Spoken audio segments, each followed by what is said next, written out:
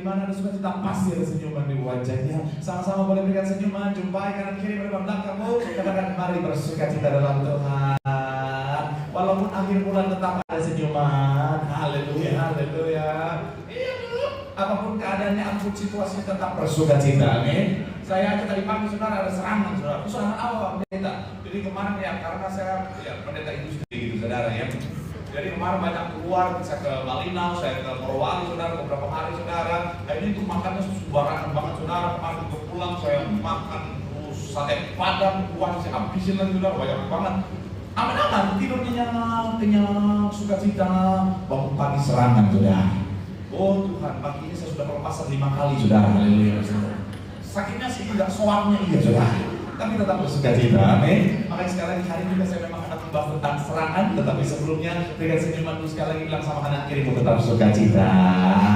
Bilang sama yang ngomong, karena Tuhan kita baik. Tepuk tangan dulu ya, paling meriah buat Tuhan. Haleluya. Dan sekali lagi senang bisa jumpa dengan saudara. Saya selalu melihat semangat yang luar biasa, kesetiaan yang luar biasa dalam mencari Tuhan. Saya mau bilang saudara, orang yang setia semangat cari Tuhan, janji Tuhan, hidupnya anak cucunya pasti diberkati Tuhan. Tepuk tangan yang paling meriah buat Tuhan. Sama-sama bilang sama saya, aku pasti diberkati Tuhan. Anak cucuku pasti diberkati Tuhan. Bilang kanan kirimu, kamu juga pasti diberkati Tuhan. Bilang sama yang ngomong, semangat. Tepuk tangan yang paling meriah buat Tuhan. Haleluya. Yuk, yang bawa kita mengangkat Alkitab kita. Alkitab juga boleh, Alkitab juga boleh. Yang nggak bawa kita angkat tangan juga boleh. Sama-sama dengan iman percaya. Sama-sama kita katakan dalam nama Tuhan Yesus. Aku percaya Alkitab ini adalah firman Tuhan. Setiap kata kalimatnya sanggup memberkati aku. Dan hari ini aku pasti diubahkan, aku pasti dipulihkan dalam nama Tuhan Yesus. Sama-sama kita katakan amin. Yuk kita buka kitab kita saudara, yaitu di dalam 1 Petrus 5 ayat 8. 1 Petrus 5 ayatnya yang ke-8. Sama-sama kita baca 1 Petrus 5 ayat 8. Yang sudah di sana boleh bilang aku diberkati Tuhan. Sama-sama, 3, ya. Sadarlah dan berjaga-jagalah. Lawan musuh iblis berjalan keliling sama seperti singa yang mengaum-ngaum dan mencari orang yang dapat apa? Efesus 6 ayat 12. Efesus 6 ayatnya yang ke-12. Sama-sama kita baca saudara. 3, ya. Karena perjuangan kita bukanlah melawan darah dan daging, tetapi melawan pemerintah-pemerintah, melawan penguasa-penguasa, melawan penghulu-penghulu dunia yang gelap ini. Melawan apa? Sekali lagi saudara, 3, ya. Karena perjuangan kita bukanlah melawan darah dan daging, tetapi melawan pemerintah-pemerintah, melawan penguasa-penguasa, melawan penghulu-penghulu dunia yang gelap ini, melawan roh-roh jahat di udara. Saya mau bilang saudara, musuh kita bukanlah darah dan daging, musuh kita adalah sebenarnya bukanlah manusia, musuh kita adalah iblis. Sekali lagi sama-sama bilang sama saya, musuh kita iblis. Amin. Jadi musuh kita adalah bukanlah manusia, Pak, tapi adalah orang jahat, Pak. Saya mau bilang saudara, ya, tapi sebenarnya musuh kita bukanlah orang itu, tetapi iblis yang sementara mempengaruhi orang itu. Musuh kita adalah bukan orang itu, tetapi iblis yang sementara menguasai hati dan pikiran orang itu. Makanya sekali lagi saya mau bilang saudara, ingat baik, musuh kita adalah si jahat, musuh kita adalah iblis. Shalom bapak-bapak. Musuh kita adalah iblis, bukanlah istrimu. Betul ibu-ibu? Nah, ini seperti itu kayaknya. Karena banyak suami-suami zaman sekarang lihat istrinya kayak lihat musuh. Lihat wajah istrinya emosian, darah tinggi, kolesterol naik, asam urat juga itu orang naik katanya sudah. Saya mau bilang sekali lagi, Pak, istrimu bukanlah musuhmu. Betul ibu-ibu? Shalom ibu-ibu. Suamimu bukanlah musuhmu. Tadi ada pas suami amin, pas sekarang ibu nggak mau amin. Ada banyak istri-istri sekarang nih, apalagi udah nikah 5 tahun ke atas, lihat suaminya kayak musuh. Lihat suaminya, lihat suaminya emosi. Ada seorang ibu yang pernah saya layani saudara, dia marah terus sama anaknya, dia emosi setiap kali lihat anaknya. Saya tanya, emang ada salah apa bu? Cuma satu salahnya Pak. Apa itu? Wajahnya mirip bapaknya. Oh Tuhan Yesus. Oh Tuhan Yesus baik. Saya mau bilang, lo suamimu bukanlah musuhmu, amin. Pak, tapi masalahnya suami saya galaknya bukan main, sekalipun dia galak, bukan dia musuhmu. Yang menjadi musuhmu adalah iblis. Sekali lagi, shalom ibu-ibu. Kenapa ibu lagi? Karena memang paling banyak pelaku ibu ini. Saya mau bilang bu ya, mertuamu bukanlah musuhmu. Yang ngomong amin pasti mertua itu. Haleluya. Tapi memang kadang-kadang begitu, saudara. Kadang-kadang menantu sama mertua udah kayak Tom and Jerry gitu, saudara. Saya mau bilang sekali lagi, Pak, tapi masalahnya Pak ya, itu mertua saya Pak mulut saya aku, comberan banget, banget, bahasa sama dia, bahasa saya Pak. Saya nonton satu video seorang istri, dia lihat suaminya siap-siap mau jalan, jalan sudah diikutan dia, belanja nih pas sudah naik di motor dia bilang, mau kemana kita Pak? Mau ke mertua. Maka jadi gitu. Sekali lagi saya mau bilang, saudara, musuh kita adalah iblis, amin. Nah, tetapi yang sekarang sekali lagi jadi sering pertanyaan adalah, apakah iblis masih bekerja sampai hari ini? Saya mau bilang, saudara, iblis masih kerja sampai hari ini. Dan yang paling mengerikan adalah apa, saudara? Iblis seringkali berkamuflase seakan-akan dia tidak ada. Dan saya mau bilang, saudara, salah satu teknik iblis inilah akhirnya apa? Bisa membuat saudara dan saya lengah. Kenapa? Kalau saudara ingin bicara tentang yang namanya filosofi sniper, saudara, sniper akan berkamuflase dengan keadaan sekitar supaya dia tidak terlihat, supaya keberadaannya itu saudara dikira tidak ada. Dan ketika kita berpikir tidak ada, maka kita cenderung lengah. Dan kalau kita lengah, akhirnya apa? Mudah diserang dan akhirnya mudah dikalahkan. Saya mau bilang, saudara, iblis juga sama. Iblis seringkali berkamuflase seakan-akan dia tidak ada, saudara. Apalagi di manusia-manusia modern zaman sekarang, saudara, seakan-akan iblis membuat bahwa seakan-akan dia tidak ada, supaya manusia lengah dan akhirnya apa? Mudah diserang dan akhirnya dikalahkan. Dan saya mau bilang, saudara, inilah yang berbahaya. Untuk menang atas si jahat, untuk menang atas iblis, kita harus sangat memahami iblis. Saya suka kalimat dari Sun Tzu, saudara, dalam bahasa dia bilang begini, ini China Ali gitu, saudara ya. Saya ngasal barusan itu, saudara. Tetapi artinya dia bilang begini, saudara, kenali dirimu, kenali musuhmu, 1000 pertempuran 1000 kemenangan, saudara. Kalau kita memahami iblis cara kerjanya dan juga bagaimana dia menyerang dan juga kapan dia menyerang, maka kita akhirnya lebih bisa mengantisipasi serangannya. Dan akhirnya apa? Presentasi kita untuk meraih kemenangan itu lebih tinggi. Makanya hari ini saya akan ajak saudara untuk membahas satu tema, yaitu bicara tentang yang namanya serangan iblis. Sama-sama bilang sama serangan iblis.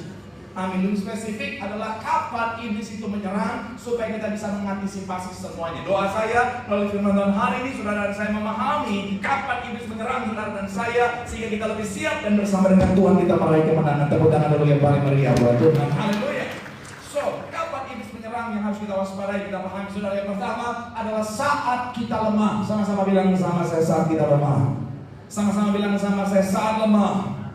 Amin. 1 Petrus 5 ayat 8 tadi, saudara, sama-sama sekali kita baca. 1 Petrus 5 ayatnya yang ke-8. 3, ya, sadarlah, lawan musuh iblis berjalan berkeliling sama seperti singa yang mengaum-ngaum dan mencari orang yang dapat apa? Sekali lagi, dan mencari orang yang dapat apa? Ditelannya. Siapa yang dapat ditelan ini, saudara? Saya bilang adalah mereka, salah satunya yang dalam kondisi yang lemah. Ketika orang itu lemah, maka itu akan menjadi sasaran iblis. Dan saya percaya bukan kebetulan Alkitab menggunakan analogi singa. Saya pelajari dari salah satu artikel yang dicatat di worldwidelife.org, saudara. Dia mencatat begini, saudara, bahwa singa berburu mangsa yang lemah karena itu adalah strategi yang efektif dan efisien untuk menghemat energi. Dengan memilih hewan yang lebih lemah, yang sakit, yang tua, yang sangat muda, masih sangat kecil, singa mengurangi risiko cedera selama perburuan dan meningkatkan peluang menghasilkan keberhasilan, atau sekali lagi meningkatkan peluang keberhasilan mereka. Nah, singa itu, saudara, dia akhirnya akan mencari yang namanya binatang yang lemah, cenderung yang lemah, supaya sangat mudah, lebih efisien tenaga, saudara, dan keberhasilannya lebih tinggi, saudara. Nah, iblis juga sama. Iblis juga, dia akan cari orang-orang yang lemah. Supaya apa, saudara? Supaya ketika orang dalam kondisi lemah, maka dia akan punya chance untuk menang, saudara. Dan saya mau bilang, saudara, kita bisa lihat kapan iblis menyerang yang namanya Hawa. Di saat Hawa sedang sendirian. Beberapa referensi mencatat saat itu Hawa digoda lagi sendirian, saudara. Dan saya mau bilang, saudara, ternyata ketika saya renungkan, itu adalah kondisi di mana Hawa dalam keadaan lemah. Kenapa? Karena imamnya, pemimpinnya, suaminya sedang tidak bersama-sama dengan dia. Makanya tadi saya renungkan, saudara, yang Tuhan tahu di hati saya, buat suami istri kalau mengambil keputusan penting, pastikan harus diskusi berdua. Suami istri kalau mengambil keputusan penting, sekali lagi, pastikan harus diskusi berdua. Kenapa? Karena kalau tidak bisa berbahaya. Bapak-bapak sekalipun memimpin dalam keluarga, libatkan istrimu untuk ambil keputusan penting. Tanya, "Ma, menurut kamu gimana?" Betul ibu-ibu? Sama, ibu juga sama. Shalom ibu-ibu. Kalau mau ambil keputusan, Apalagi yang penting pastikan libatkan suami. Jangan beli apa-apa tiba-tiba udah pakai. Gak nanya suami dulu, padahal mahalnya minta ampun. Begitu pun bapak-bapak, karena hobi ya, gak nanya istri. Pak, lebih baik minta maaf daripada minta izin. Oh, darah Yesus. Ada seorang bapak-bapak itu kan ceritanya, saking hobinya dia beli sepeda. Sepedanya 75 juta, darah Yesus. Ada sepeda ada 75 juta. Dia bawa pulang, istrinya lihat sepedanya bagus banget. Mahal ya? Enggak, 5 juta doang. Oh, 5 juta ya? Iya, 5 juta doang. Terus perlengkapan itu iya, cuma 200, yang 300 itu 400. Kalau total 125 juta. Habis itu sudah dia tinggal. Dia pulang 2 hari kemudian setelah pekerjaan dinas dia pulang. Dia cari mana sepeda saya? Pak, puji Tuhan Pak. Ada tetangga dia lihat dia bayar 10 juta untung 5 juta. Suami mau jujur sesak nafas. Tapi sekali lagi saya mau bilang saudara, libatkan yang namanya pasangan. Dan bicara tentang kelemahan ini, kalau saudara ingat kapan Tuhan dicobai? Iblis mencobai Tuhan Yesus pada saat kapan? Dalam Matius 4, coba kita lihat saudara. Matius 4 ayat yang pertama, coba kita buka sedikit saudara. Ayat yang pertama. Maka dan setelah berpuasa 40 hari dan 40 malam, akhirnya ia apa? Saya mau bilang sekali lagi saudara, Tuhan Yesus memang 100% Tuhan, tapi dia juga 100% manusia. Dan dalam kemanusiaannya setelah puasa 40 hari, dia juga mengalami yang namanya kelemahan. Dan disinilah iblis akhirnya apa saudara? Mencobai Tuhan Yesus, menyerang di saat Tuhan Yesus secara fisik kemanusiaannya sedang dalam kelemahan. Karena iblis berpikir saat itulah dalam kelemahan dia bisa mengalahkan, dia bisa mencoba. Sekali lagi saya mau bilang saudara, hati-hati saudara. Jangan biarkan saudara dan saya dalam kondisi lemah. Termasuk bicara tentang apa? Mental, fisik dan juga iman setiap kita. Karena sekali lagi kalau saudara ingat kisah Nabi Elia, sekalipun dia Nabi yang luar biasa, dipakai dengan luar biasa, tapi dalam kelemahannya akhirnya apa? Dia bilang apa? Tuhan, ambillah nyawaku. Iblis menyerang dia karena yang namanya psikisnya saudara. Sekali lagi saya mau bilang saudara, pastikan saudara dan saya jangan biarkan saudara dan saya dalam kondisi yang lemah. Caranya gimana Pak Pendeta? Selalu berdoa dan berjaga-jaga. Sama-sama bilang sama saya, berdoa dan berjaga-jaga. Amin. Kemudian apa? Senantiasa renungkan firman, karena dalam firman ada kekuatan. Katakan amin. Dan pastikan apa? Senantiasa melekat sama Tuhan. Coba saya menurut tim saya, boleh maju dari tim saya, boleh. Nah ini dia. Saya lalu misalnya, saya pernah pakai beberapa kali saudara, tapi nggak apa-apa. Saya akan kembangkan itu saudara. Misalnya dia Tuhan saudara, walaupun nggak cocok, tapi anggap saja dia Tuhan saudara. Dan ini iblis, nah ini cocok saudara. Oke? Nah jadi misalnya saudara, iblis mau mencoba menyerang saya, tapi kalau saya melekat sama Tuhan, maka harusnya takut, harusnya takut jangan dekat-dekat dia. Kurang ini saudara. Oke? Jadi iblis tidak berani mendekat. Kenapa? Karena ada perlindungan Tuhan yang sempurna, katakan amin. Dan kabar baiknya di saat kita lemah, kalau kita melekat sama Tuhan, maka Tuhan menopang setiap kita. Ada kekuatan, amin. Jadi Tuhan harus kuat. Nah jadi sekarang saudara ada kekuatan.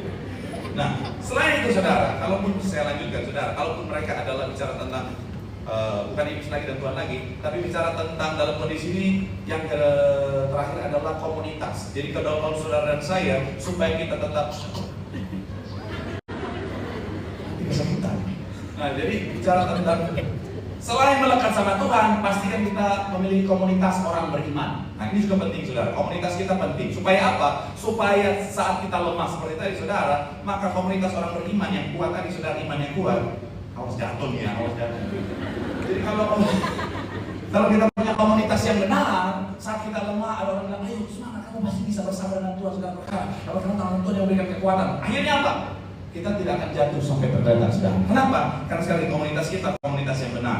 Tapi sebaliknya, kalau kita punya komunitas yang salah, orang-orang yang lemah imannya, sekalipun di saat kita kuat, silakan. Dan mereka lemah, harusnya cari tim yang kecil, besar, paling ini kuat saya. Nah, oke. Jadi balik lagi, di saat kita lemah, di saat kita kuat sekalipun, terus mereka lemah, akhirnya apa? Iman-iman yang lemah ini, maka akhirnya apa saudara? Akan turun. Pura-pura aja, nggak usah totalitas. Terlalu mendalami peran, nggak balik lagi ya. Nah iya kan saudara lihat kan, tersiksa saya, tersiksa. Iya, kenapa? Karena lingkungannya salah. Jadi pastikan apa? Yang pertama bergantung sama, nggak usah ikutan. Ini lah dari sini udah pernah, sini juga pernah.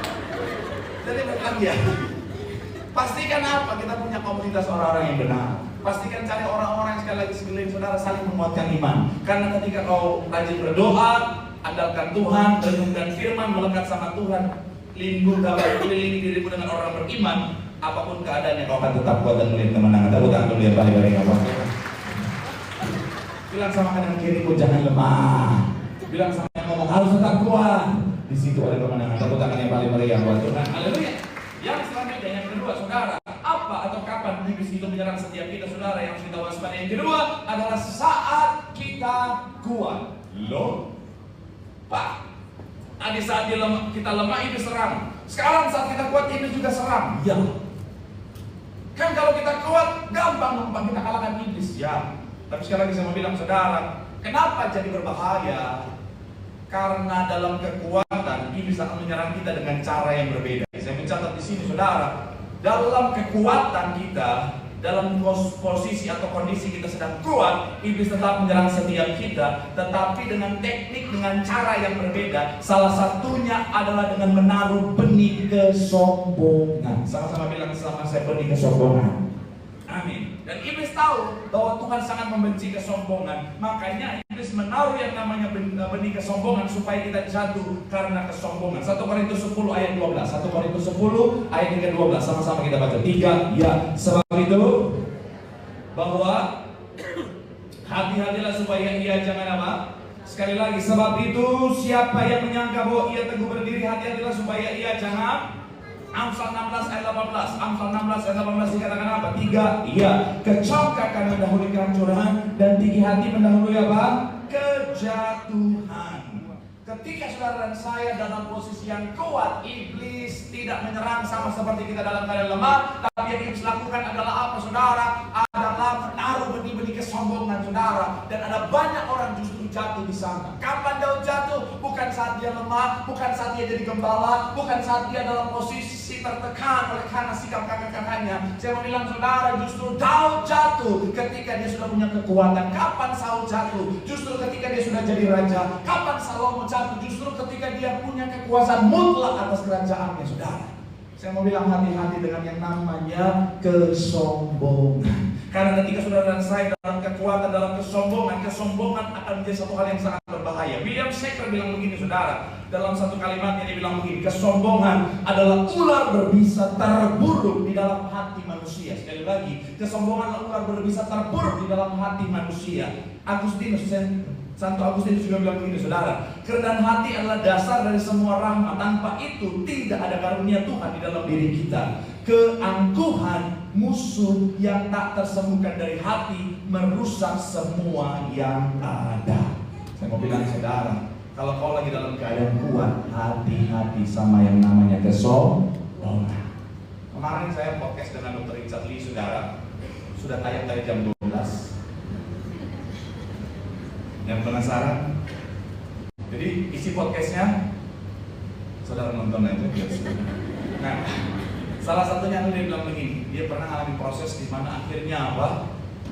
Dari susah dia sukses dan akhirnya dalam kesuksesan Tuhan hancurkan semuanya saudara, supaya dia sadar untuk tidak sombong karena dia sempat memiliki yang namanya kesombongan.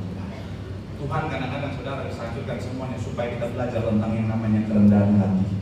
Karena Tuhan bisa mengampuni orang-orang berdosa, tetapi Tuhan benci banget sama yang namanya kesombongan saudara. Bahkan dalam Alkitab dikatakan dalam bahasa aslinya Tuhan mengadakan perlawanan kepada mereka yang sombong. Sekali lagi, jangan ada kesombongan, karena kesombongan akan membawa kejatuhan. Tapi kalau kita rendah hati, Tuhan pasti angkat tinggi dan memberkati setiap kita. Tepuk tangan yang paling bagi yang kita. Bilang sama kanan kiri, jangan sombong. Bilang sama yang ngomong, kamu juga jangan ngomong doang. Tepuk tangan yang paling meriah buat Tuhan. Haleluya. Yang terakhir, kapan iblis menyerang adalah saat kita tidak bersyukur. Sama-sama bilang sama saya saat tidak bersyukur. Sama-sama bilang sama saya saat tidak ada ucapan syukur. Amin. Filipi 4 ayat 6 sampai ayat yang ke-6 sudah. Filipi 4 ayatnya yang ke-6 sama-sama kita baca. Filipi 4 sampai 5 sama di depan 3. Ya, janganlah hendaknya kamu khawatir tentang apapun juga, tetapi nyatakanlah itu dalam segala hal keinginanmu kepada Allah dalam doa dan permohonan dengan ucapan apa?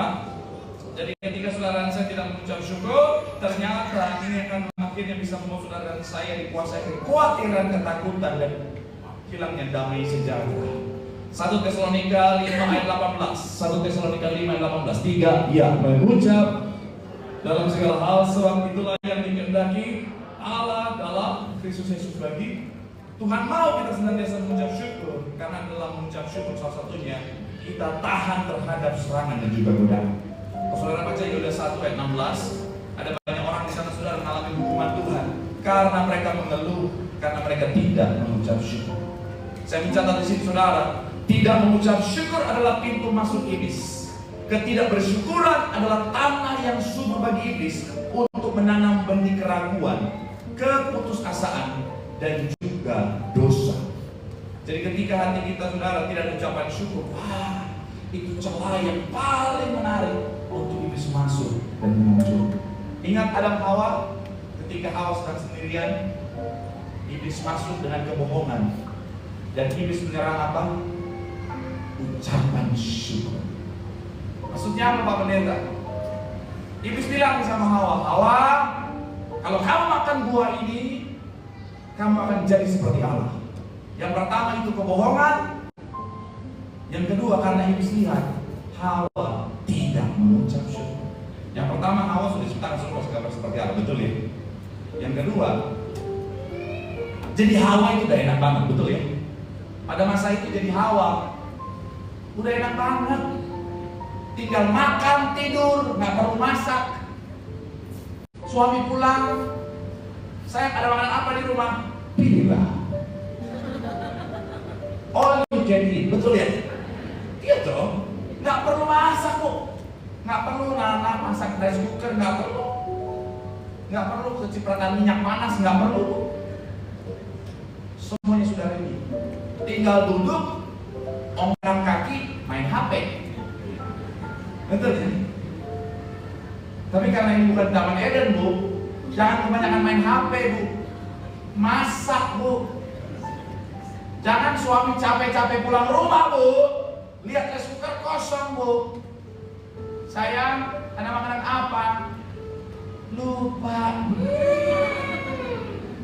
Biar suami hati malaikat, darah tinggi itu, Bu. Betul, Bapak-bapak? Oh, itu anaknya. Iya, Pak. Di rumah, Papa suka marah-marah gara-gara Mama main HP terus. Saya mau bilang buat ibu-ibu ya, Bu, cinta itu dari perut naik ke hati, Bu. Jadi walaupun kau punya mbak di rumah, kau punya asisten rumah tangga di rumah, sekali-sekali masaklah buat suami. Jangan masakan mbak terus, kau nggak pernah masak buat suami. Kecuali kan masakanmu nggak enak banget ya, itu nggak usah. Daripada suami keracunan ya udahlah. Tapi belajarlah dulu, saya belajar. Saya kan pendidikan realistis gitu, saudara. Jadi Hawa tuh enak banget, nggak perlu susah payah, nggak perlu bikin anak sekolah. Tenang, hidupnya tenang. Sayangnya nggak mengucap syukur. Nah itulah kenapa jadi celah ini sulit masuk. Sekali lagi saya mau bilang saudara, mengucap syukurlah. Dalam segala keadaan mengucap syukurlah. Karena Tuhan menggunakan segala keadaan untuk mendatangkan kebaikan. Bahasa aslinya kebaikan dalam Roma 8 adalah agathos, sempurna. Jadi udah mengucap syukurlah. Saudara yang udah punya rumah tangga, mengucap syukurlah. Pak, tapi rumah tangga saya, Pak, udah, Pak, aura-aura neraka, Pak. Ya sudah mengucap syukurlah. Setidaknya masih ada auranya daripada nggak ada. Karena ada banyak orang di luar sana yang ingin banget berumah tangga. Betul? Saudara pikir saya jadi pendeta nggak banyak orang, Pak jodoh, Pak jodoh, Pak jodoh. Kapan, Pak, kapan? Saya nggak tahu.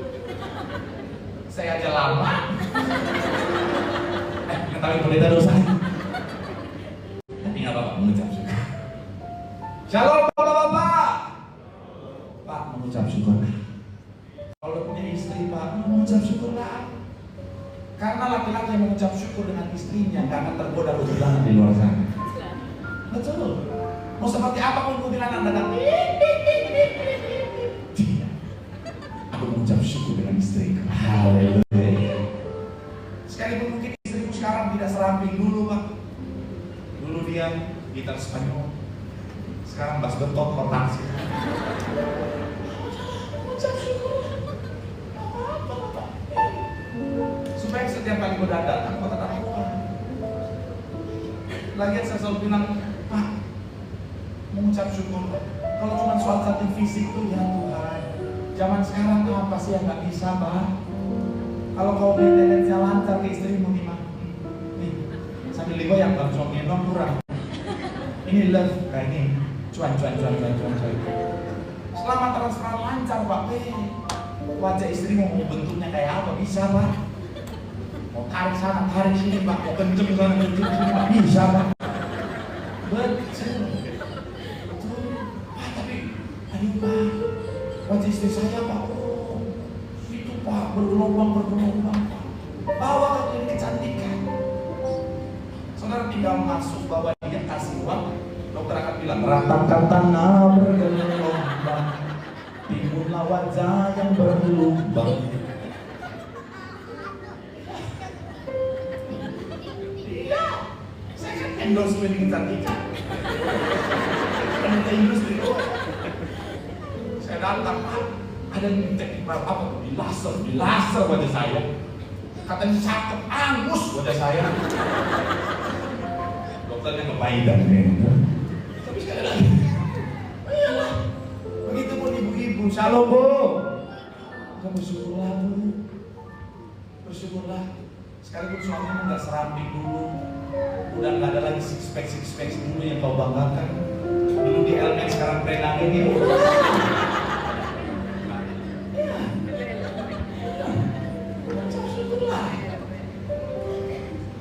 Nggak usah dibanding-bandingkan Bu.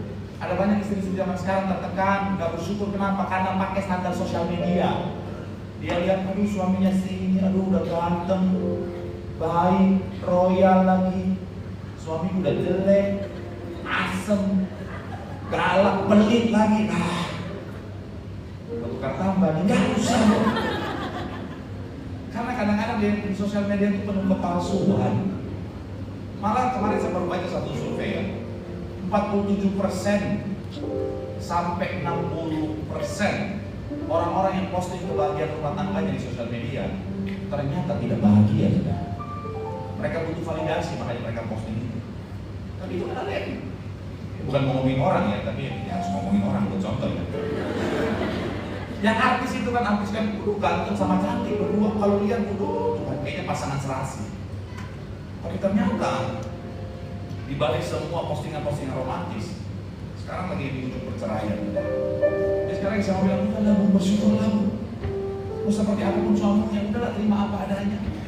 Suami saya baunya minta ampun, ya sudahlah. Artinya indera penciumanmu masih bagus.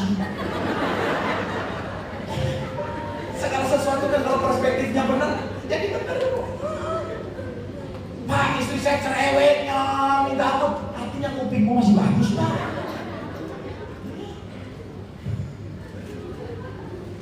Iyalah, intinya mengucap syukur lah. Apapun keadaannya, bersyukur. Karena sekali lagi ketika kita mengucap syukur dengan apa yang Tuhan kerjakan, iblis nggak mudah menyerang kita dengan segala godaan. Dan yang terpenting begini, ketika kita senantiasa mengucap syukur, itu bukti kita menghargai apa yang Tuhan berikan.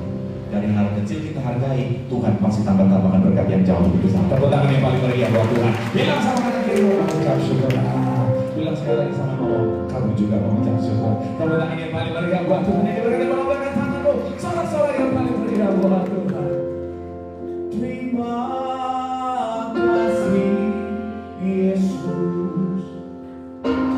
Terima kasih Yesus.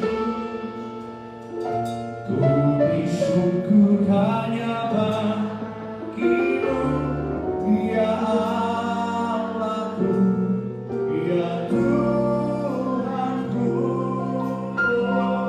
Terima kasih Yesus, katakan terima kasih Yesus. Terima kasih Yesus. Ku bersyukur hanya bagimu.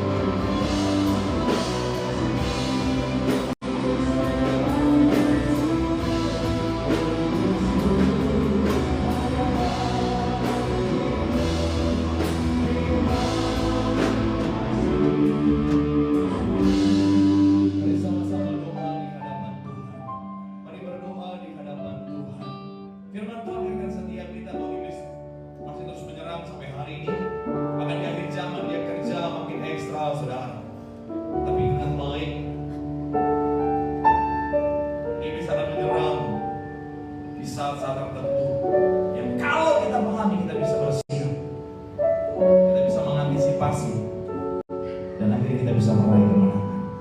Ini bisa kamu menyerang di saat kita lemah. Jangan biarkan dirimu lemah. Hidup dalam Tuhan, renungkan firman, dikelilingi dirimu dengan orang-orang yang beriman. Di situ ada kekuatan. Ini bisa kamu menyerang kita di saat kita kuat. Jaga hatimu di saat kau kuat, jangan kesombongan. Rendahkanlah hatimu supaya kau melihat tangan Tuhan yang kuat menjaga dirimu. Dan yang terakhir, ini bisa kamu menyerang di saat kita tidak mengucap syukur.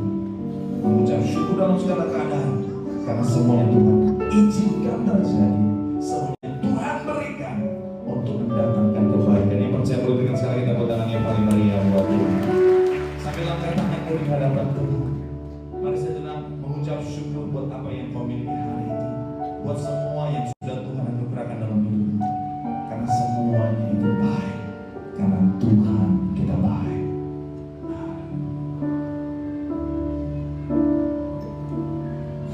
Mengucap syukur dan mengucap syukur selalu Tuhan, ku tetap percaya rancangan-Mu indah, rancangan-Mu indah selalu Tuhan Yesus.